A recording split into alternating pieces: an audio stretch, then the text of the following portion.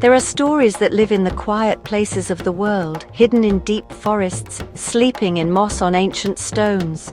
These are the stories of the elves, beings of twilight, starlight, and mystery. You might sense them in a sudden breeze or a feeling that something ancient is watching.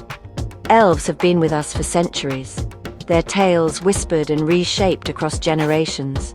They are many things: shining gods, mischievous spirits, noble warriors, or hidden folk. Their stories stretch across cultures, woven into the tapestry of human imagination. Elves represent a world beside our own, where magic is real and nature holds deep secrets. We build them into our grandest fantasies and smallest bedtime stories, drawn to their wisdom and connection to nature. Perhaps elves are a longing for a more magical world, or a memory of when wonders seemed possible. They wait in the pages of books and the corners of our minds, ready to step out when we believe. This journey is about their beginnings, their travels through myth, and their transformation over time. And we'll ask, why, after all this time, do we still listen for the whispers of elves on the wind?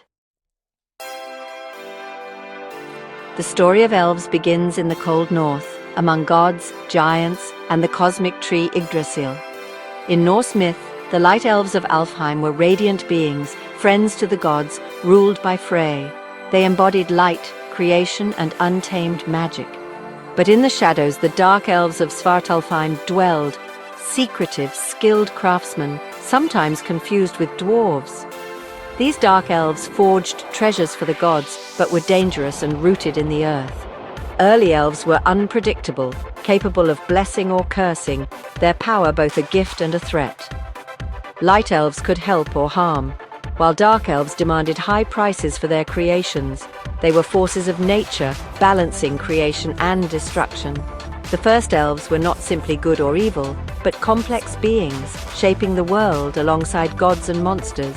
Their legacy is one of duality, light and shadow, sky and earth. They are the ancestors of all elven stories, a powerful presence in myth. Their dual nature has echoed through every elven tale since. Elves traveled beyond the Norse lands, changing names and forms but keeping their magic.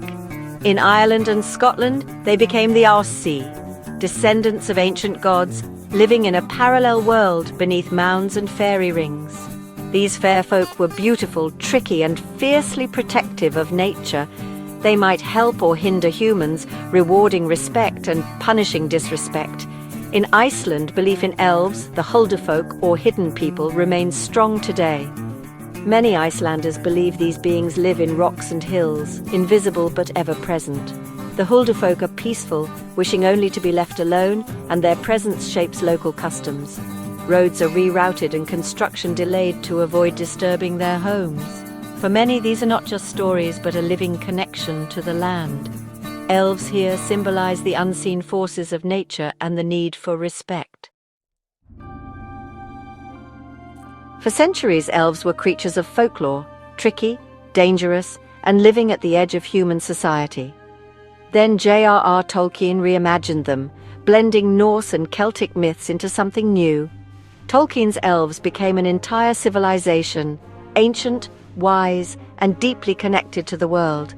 In Middle-earth, elves are the firstborn, tall, graceful, and radiant within a light. They are masters of art, music, and craft, fierce warriors and guardians of nature.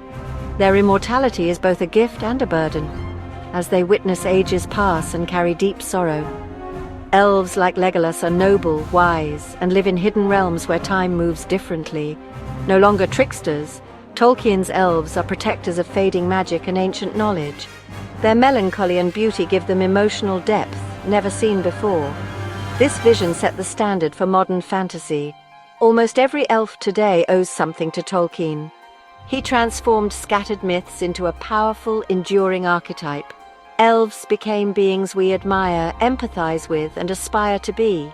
Tolkien didn't invent elves, but he perfected the version we know and love. His elves are now the blueprint for fantasy worlds everywhere. What defines an elf? Across cultures, a few traits endure, especially in modern fantasy. Elves are long-lived, often immortal, seeing the world in ages rather than years. This gives them patience, wisdom, and a perspective humans can barely imagine. Magic is part of their very being, natural, intuitive, and tied to the world around them. Their power is seen in their harmony with nature, speaking to animals, nurturing plants, moving unseen. Elves cherish and protect the wild, building homes that blend with forests and rivers.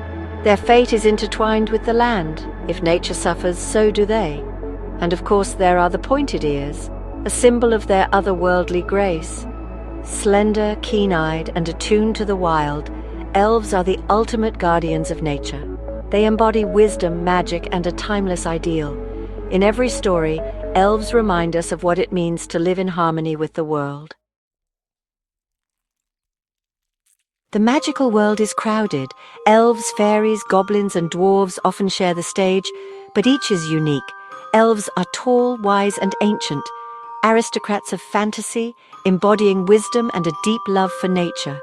Fairies are smaller, more chaotic, and unpredictable, spirits of whimsy and impulse, their magic wild and tied to specific places.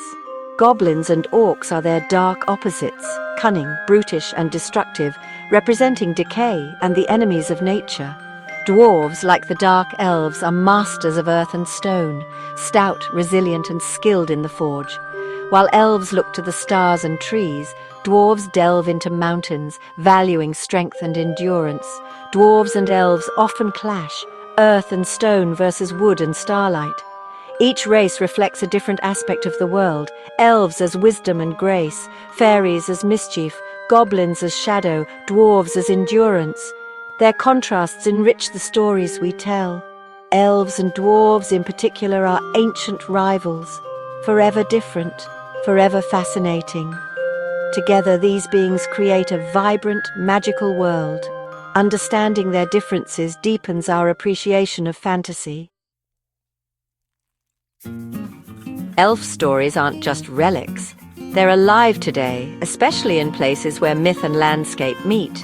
In Hafnarfjordur, Iceland, many believe the Huldufolk, the hidden people, live among the rocks and hills. One local woman, guided by an elf seer, learned that elves in her garden were disturbed by her house lights. The seer described the elven home in detail, convincing her to plant bushes to block the light, and the complaints stopped. Such stories are common. The town even offers Hidden Worlds tours to visit elven sites. These tales are part of local identity, not just tourist attractions. Are they folklore or something deeper? Perhaps they remind us to respect our environment and the unseen forces around us. Whether or not you believe, these stories are powerful metaphors for coexistence and respect. Sometimes magic is simply choosing to listen to the world around us. Why do we still tell stories about elves in a world of science and technology?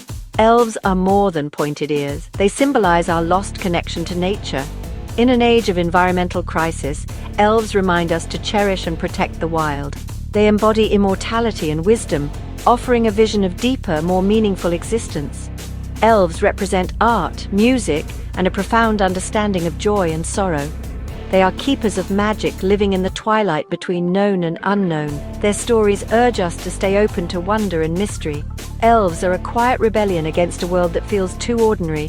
They linger because they are part of us, mirrors of our hopes, fears, and longing for magic. From Norse gods to Tolkien's guardians and Iceland's hidden folk, elves have walked with us through the ages. Their story is our story, a legacy of wonder forever worth telling.